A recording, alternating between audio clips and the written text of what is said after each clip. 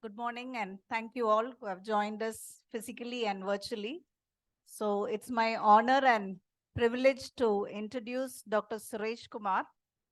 So he's had a long journey in developing palliative care, not just within Kerala, but globally, contributing to the development globally, especially in the Asia Pacific region. He's currently the director of the WHO Collaborating Center in Community Participation in Palliative Care and Long-Term Care. He is a course director for the International Fellowship in Palliative Care, the director for eHospice UK, founder director of the Institute of Palliative Medicine, and an Ashoka Global Fellow since 2011. So he's got a 3-decade journey in the development of palliative care in India and across. He's a part of the team which developed community-based palliative care system in Kerala and has held faculty positions in different universities in UK, Australia, and Thailand. He's involved in developing community-based palliative care projects in multiple sites in India and abroad. And as you would have judged, his area of interest is developing palliative care in low middle income countries, compassionate communities, and community participation in palliative care. So welcome, sir. We look forward to hear how you have been able to achieve this in the last years.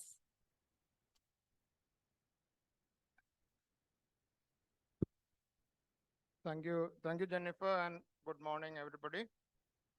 Uh, as she's mentioned, my area of interest is palliative care and community participation. So I'll be just talking to you briefly about what we have been doing in one site, that is Kerala, and then what are the lessons from it, how we have been doing it, and what are the implications.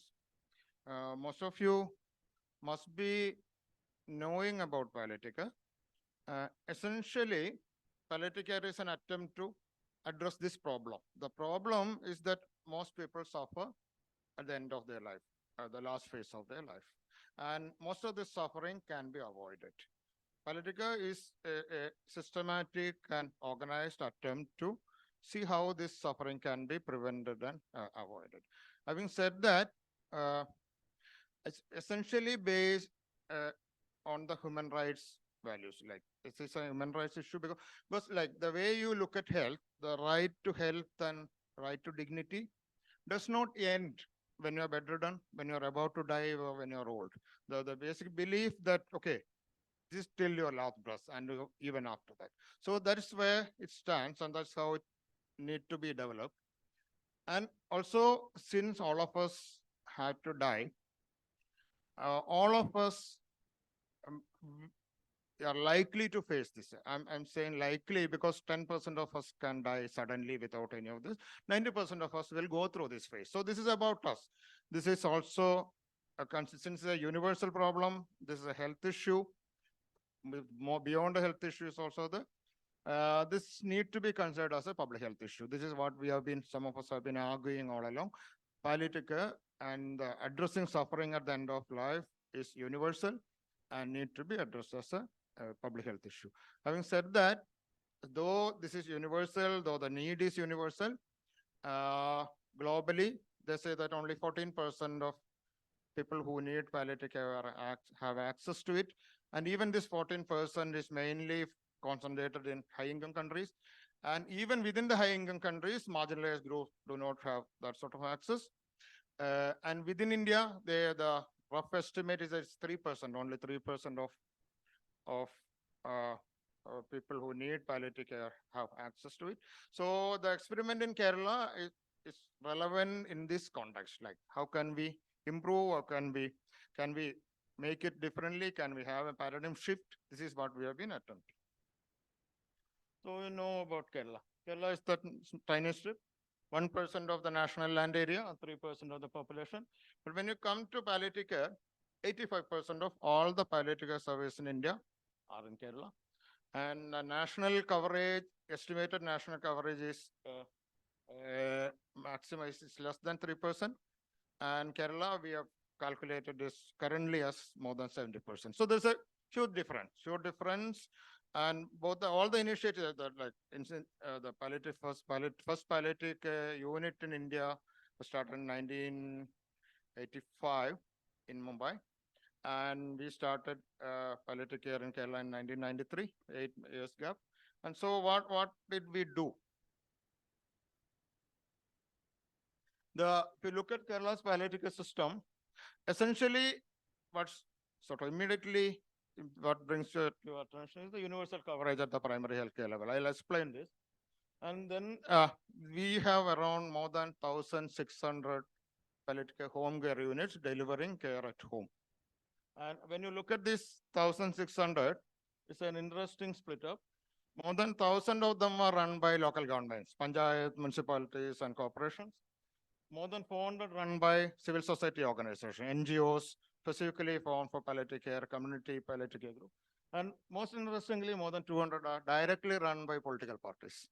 They run their own palliative care. So this is an interesting phenomenon seen only in Kerala. And the system, when you look at the system, we follow this. We have specialist palliative care units, specialist units based in tertiary hospitals, secondary level hospitals, hospital-based specialist centers at the top. They cater only to a small percentage of patients who are referred to them. And also they also serve as training centers for professionals and non-professionals. Most of the work happens at the primary healthcare level. The primary healthcare system has been equipped with home care programs and also essential drugs and equipments, and training has been given to primary healthcare team. Additional staff have been posted. And then they work very closely with informal carers in the community. The huge percentage of care, not medical, but the psychosocial support, companionship, emotional care offered in the community by a layperson, volunteers trained in care. So at the primary healthcare level, there are community-owned services, like people forming themselves into groups and organizing and delivering, starting services in their area. And at the primary healthcare level, we have capacity building programs, training for medical and nursing staff, drugs and equipment have been provided, and also the local governments provide funds and recruit additional staff for running home care programs. Because the burden very often when you look at integration of services into primary healthcare, particularly in low and middle income countries, one major problem that is raised is the workload. That how do you take up all this? The existing staff cannot take up all this. So the solution that we found was like support them with additional staff. And since the government, state government cannot afford to pay, the local government pays. And the integration between the both systems. What's being delivered? Actually, what is being delivered? One is basically the informal volunteer support. Trained volunteers offer, visit patients, sit with them, offer companionship, or document social issues, maybe lack of food in the family, maybe the child is not going to school, maybe financial issues, transport. Then they offer it. They organize it. And then these patients are followed up by home visits by the nurse-led palliative care team. They offer, they train the family in basic nursing issues, prevent bed sores, basic wound care, catheter change and nasogastric tube and nasogastric.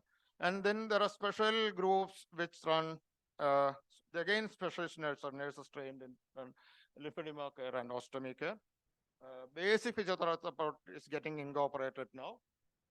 And the whole thing is supervised by either a trained doctor in the primary health center or a trained doctor in the NGO sector, because they work closely. Medicines from provided by the primary healthcare center and also by the NGOs. So the three components, when you look at it analytically, the three components are operated by the primary healthcare system. Service delivery, engagement of the community, because that's the base from which the community operates, and multi-sectoral approach, because there's a single window. The social services, the partners, who are the partners? The social service welfare system is a partner, healthcare system is a partner, then the education institution, we get a lot of volunteers from the universities, colleges, education institution is a partner, and various stakeholders are partners. So this is also an approach whereby the PSC primary healthcare, the healthcare system realizes that, okay, you need to work with multiple partners because for the holistic approach. And the key players, when you look at it, there are 4 key players. Main player is the local government. In Kerala, the local governments have an advantage. Kerala is one state which has been sort of following the Panchayati Raj system fairly well. The thorough decentralized sort of governance and the local government, the panchayats and the municipalities and the corporations, they have a lot of power and they have money. So primary healthcare system is under them. So the main stakeholder, so I was just talking to Jennifer about this, the ownership or the main stakeholder, the key stakeholder is not the primary healthcare center. The key stakeholder is the local panchayat. Local panchayat under which the primary healthcare system is involved. And the social welfare systems under the same panchayat, they also formal social welfare systems are involved. Civil society organizations, local NGO, we have around 400, more than 400 NGOs formed specifically for palliative care, different region. Religious organizations run their own services. Political parties, recent phenomena, maybe 5-6 years, it has been there for 6 years. One political party started training the cadre in palliative care, and then the others could see the benefit, and others also followed. And now there are at least 3 political parties actively pursuing this training and engaging in palliative care. So these are the main organizations, the main stakeholders.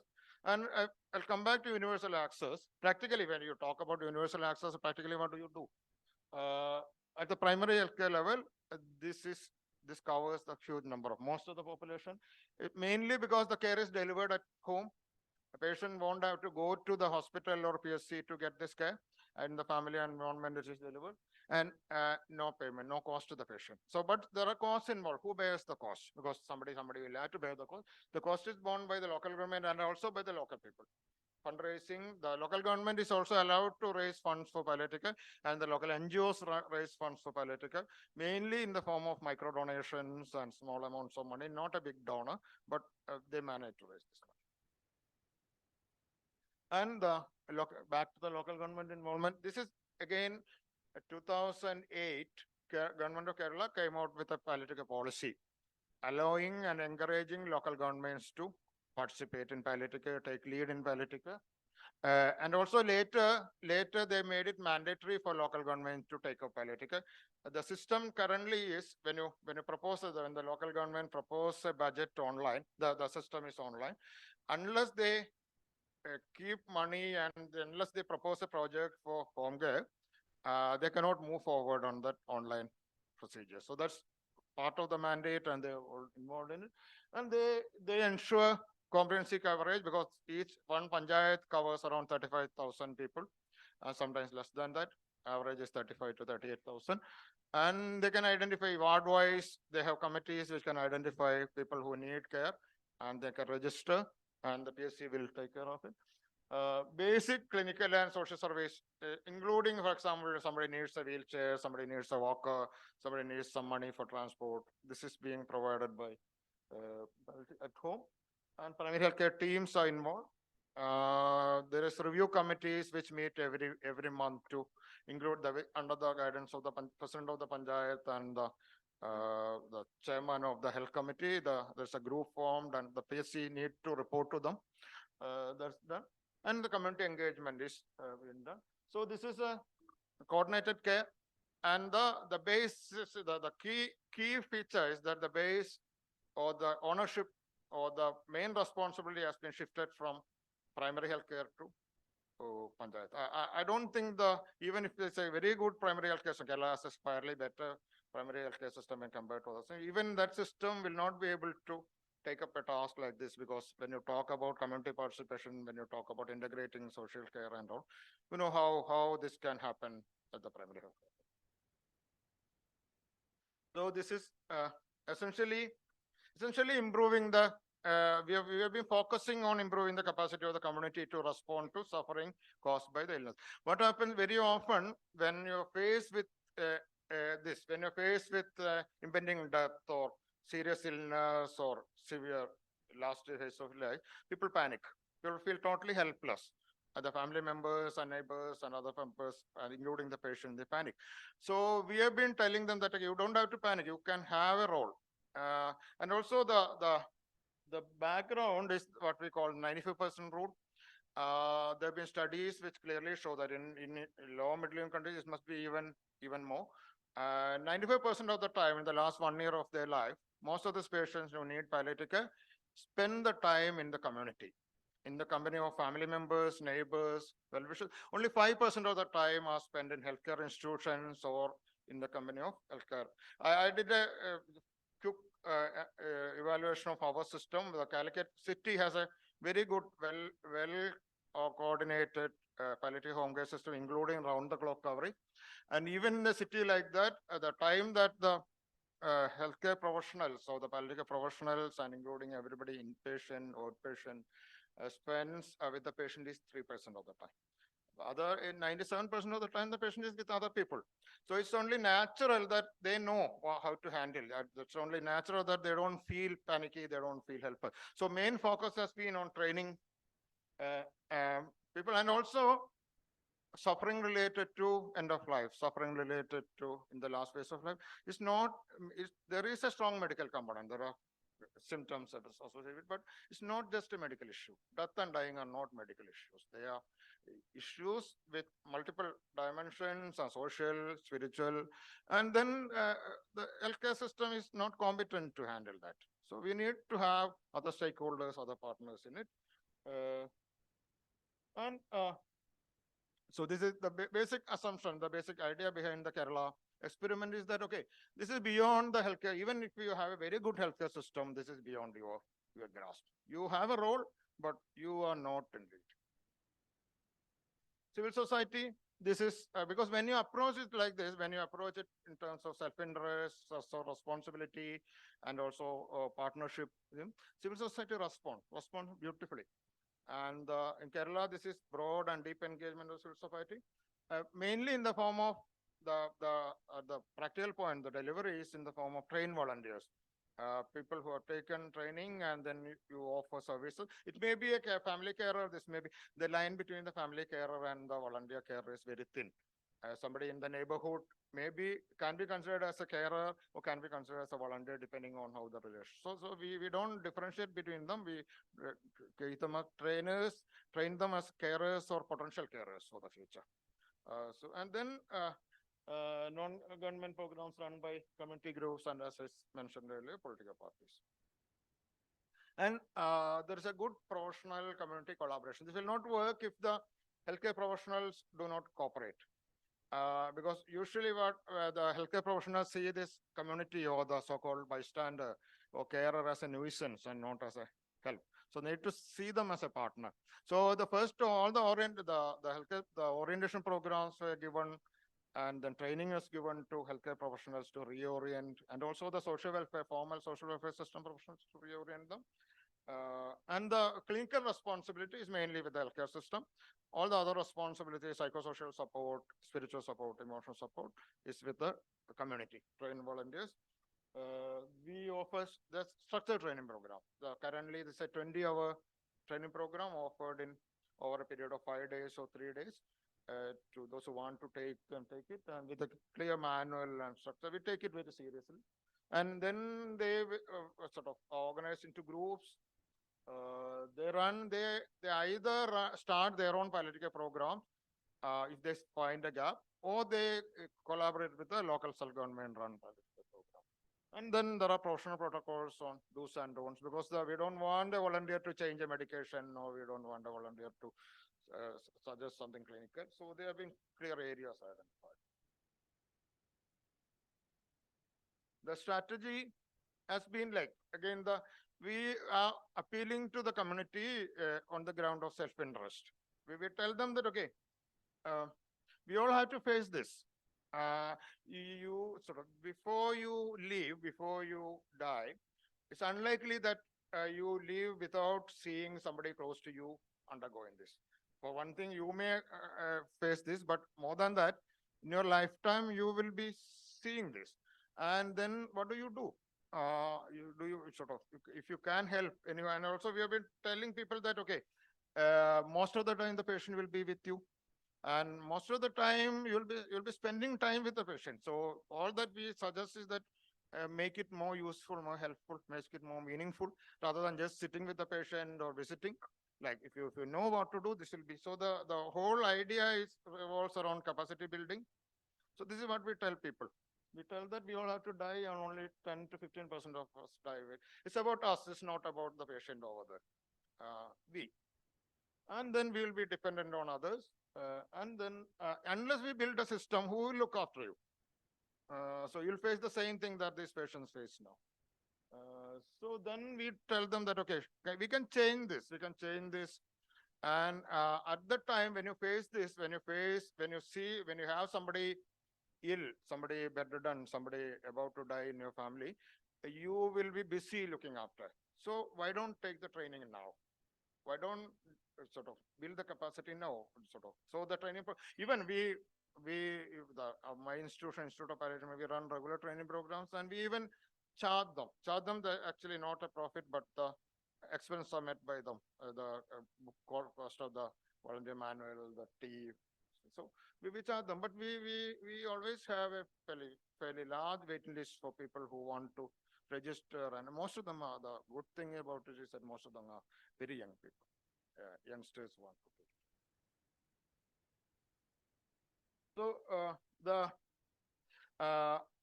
in most of the places, when somebody is ill and somebody needs some social support, usually some of the neighbors get together or some of the friends get together and generate it. And when that person dies and gone, and it's gone, and the another person gets ill and another group, because this is happening in most of India. This is happening, particularly in South India, this is happening. So we have been suggesting that, okay, why don't we make it a sustainable system so that you can prevent this sort of stuff? And that is what the idea is. You generate enough skill and manpower within the community so that patients and families do not feel helpless and isolated. So that's the whole idea. So the basic strategy is to strengthen the informal care system and ensure its sustainability. Networking, connecting them with each other, capacity building, and orienting the system. So this is the last slide. What have we learned?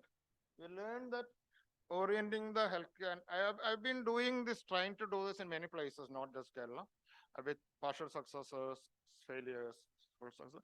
One of the key things that we learned is that the main resistance comes from the existing system. The main resistance comes from the doctors, nurses, hospitals, primary healthcare system, social welfare system, who consider, sort of believe that they have a monopoly over care, which they do not. And then sensitization of the community, looking at practical issues, looking at how they feel, and defining roles and responsibilities. We tell them that if you do this, the primary healthcare people will do this. That's the sort of thing. Training the community, starting a pilot project, and then we need to have an audit cycle, because sort of when between theory and action, I always tell people that don't discuss, spend a lot of time discussing. Once you are ready to start something, and we can discuss it later. But keep an audit cycle ready, like identify problems in the beginning and get feedback. So this is what we have been doing. Thank you very much. This is again a group of our kids with some of the patients. Yeah. So.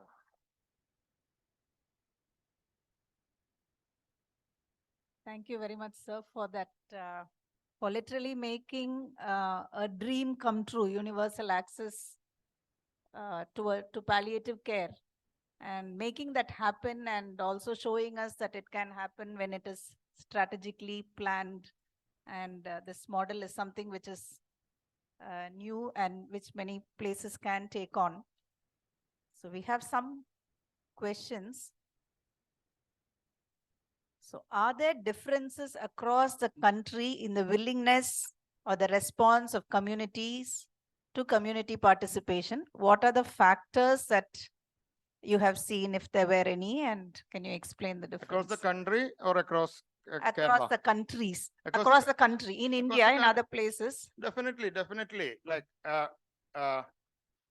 outside India, or outside Kerala, and in most places, except a few places in South India, palliative care is still a clinical specialty, operated from tertiary care hospitals, and with sometimes they will have a home care limited to operating from the region, and they don't look at the other elements.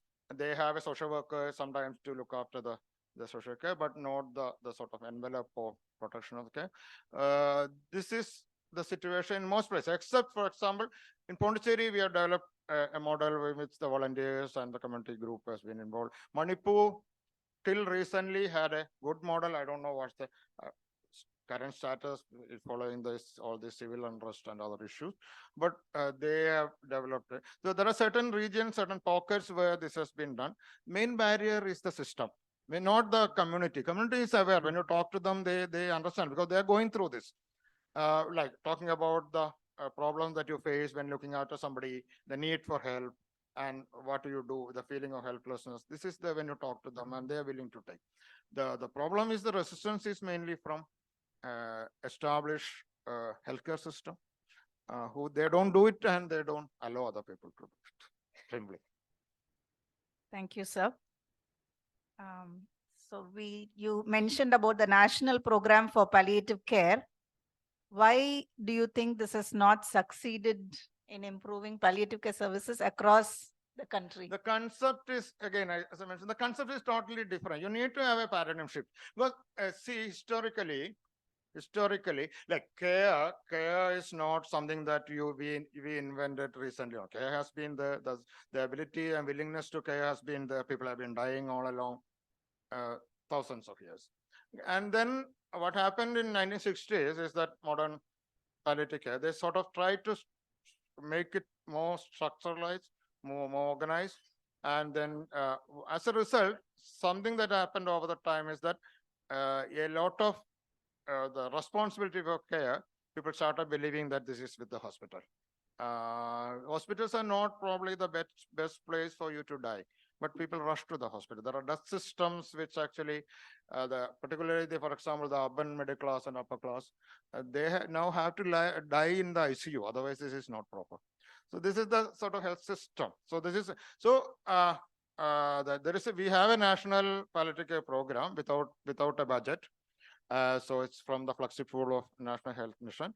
But again, the approach is quite hospital-oriented, clinical-oriented, not focusing on coverage, a lot of extra focus on cancer.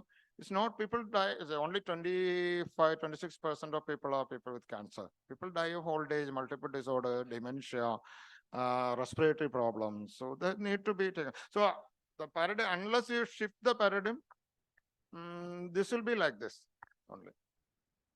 Yeah, so in continuation with that, sir, that the focus. Time, as long as you have time, I'm happy to. We'll stop. Okay.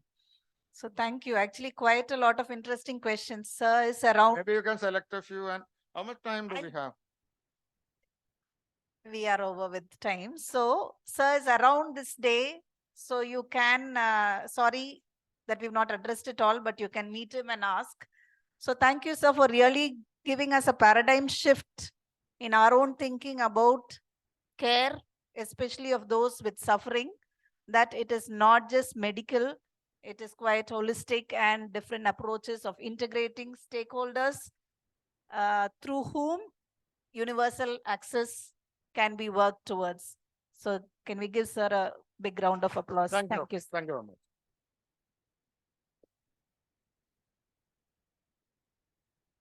Thank you to our speaker, Dr. Suresh Kumar. I would request Dr. Jennifer to please felicitate our speaker, Dr. Suresh. Thank you.